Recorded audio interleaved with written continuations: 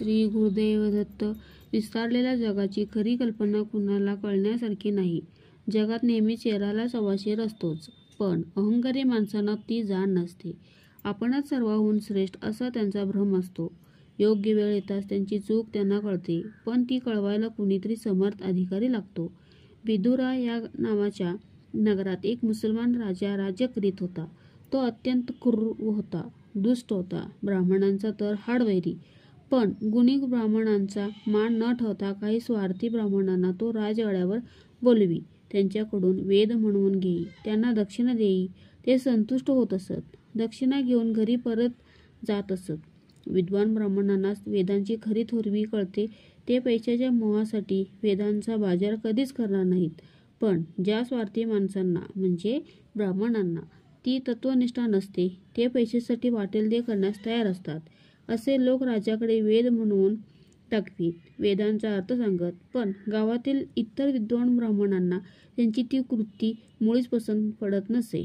पण थोड्या वेळात चांगले पैसे मिळतात म्हणूनच दूरदूरचे ब्राह्मण पैशाच्या लोभाने राजाकडे येत असत. एके दिवशी 2 विद्वान ब्राह्मण त्या राजाकडे आले. त्यांनी इतर काही गावातून वेद म्हणवून दाखवले होते. आपली श्रेष्ठता ते जास्त मानित होते. त्यांनी अजिंक्य पत्रही मिळवली होती. ती ते अनेक ठिकाणच्या लोकांना दाखवीत, वेदविद्येबद्दल चर्चा करण्यास बोलवीत. जर ते आले नाहीत तर त्यांच्याकडे अजिंक्य पत्रे मागत. राजाने आपल्या नगरातील ब्राह्मणांना त्या 2 परस्त ब्राह्मणांची वेदचर्चा करायला बोलवून पाठवलं. पण ज्ञानी लोक आपल्या ज्ञानाचं कधीच प्रदर्शन करणारे नसतात. त्यांची नम्र वृत्तीच मोलाची असते. विद्या विनयन शोभते, अहंकाराने नव्हे. राजेसाहेबांचा अपमान होऊ नये म्हणून गावातील काही विद्वान ब्राह्मण आले होते. त्यांनी येताच आपली शरणागती सांगून त्या 2 परस्त ब्राह्मणांशी वाद करण्याची आपली पात्रता नसल्याचे सांगितले. राजाने त्या 2 पादुका ब्राह्मणांचा सत्कार केला, त्यांना दक्षिणा दिली, वस्त्रे भूषणे दिली. पण खरं तर हा मनापासून किंवा विद्वान वेदाचार्यांचा गौरव केलेला प्रकार नव्हता. त्या 2 ब्राह्मणांना यतीच संधी मिळाली. त्यांना वाटलं आपल्या तोडीचा एकही ब्राह्मण त्या नगरात नाही, यावरून आपला मोठेपणा निश्चितच श्रेष्ठ आहे. त्यांनी राजाचा निरोप घेतला व पुढचा प्रवास सुरू केला. फिरता फिरता ते कुमशी या गावी आले. त्या गावी त्रिविक्रम भारती म्हणून 3 वेद जाणणारे उत्तम अभ्यासू विद्वान आहेत, हेही त्यांना कळलं. त्यांची भेट घेऊन त्यांनी चर्चा करण्यास किंवा हरल्यास जयपत्र लिहून देण्यास सुचवलं. त्रिविक्रम भारती शांतपणाने म्हणाले, मी संन्यासी, एक साधा भिक्षुक माणूस.